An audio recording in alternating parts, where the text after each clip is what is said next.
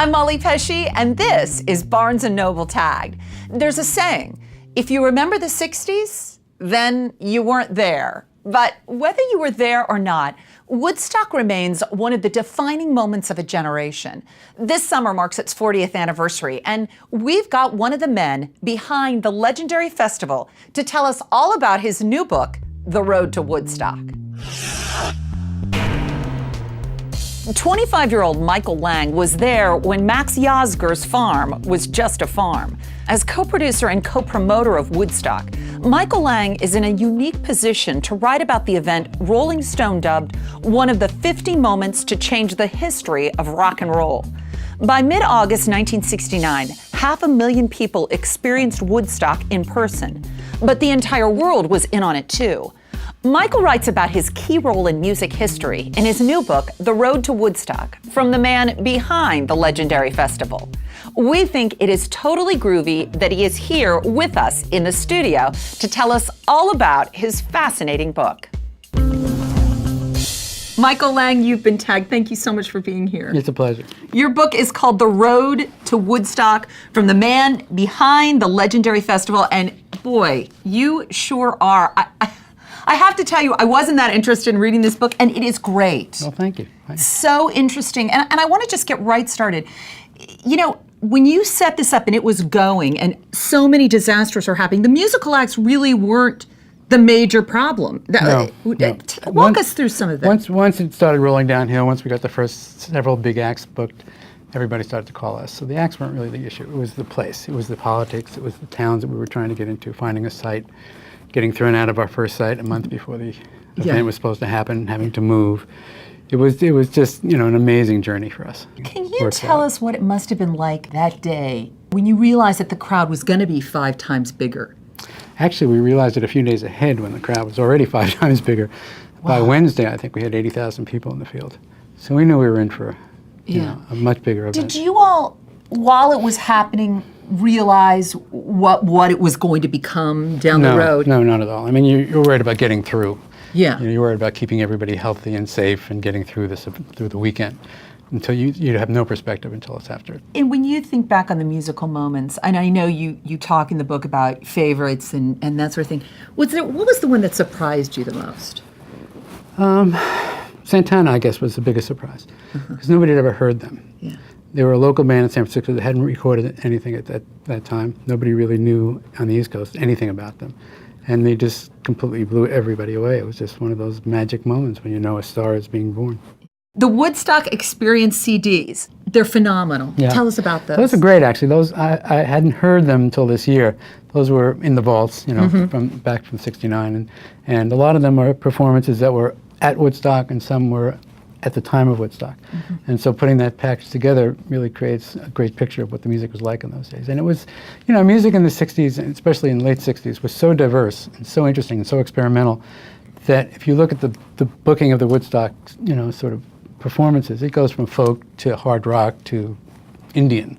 I mean, everything in between, and the audience loved it all. It was just such an eclectic time for music, and I think it's because there was so much freedom to really spend time developing. The book is again called The Road to Woodstock. Michael Lang, it's a fantastic book. It's out, and again, I have to say, as a mom, I loved it. I loved this book, and it was hard to put down. It was fantastic. Terrific, thank you. Thank you. Here's a tag close-up that will revolutionize your book browsing experience. You can get Barnes & Noble, the world's biggest bookstore, on your iPhone. Now that's close up. Okay, so let's do it. The Barnes & Noble Bookstore app is a free download from the Apple App Store. After you install it, you can search and shop the millions of books, DVDs, CDs, toys, and games, and more for sale in our online store.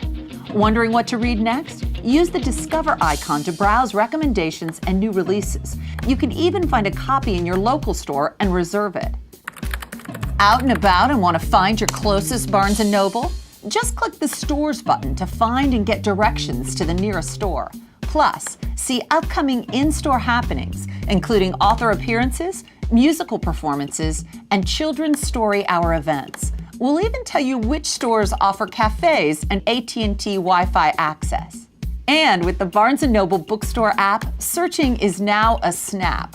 Just use your iPhone's camera to snap a picture of any book, DVD, or CD and instantly get all the details, including editorial reviews and customer ratings.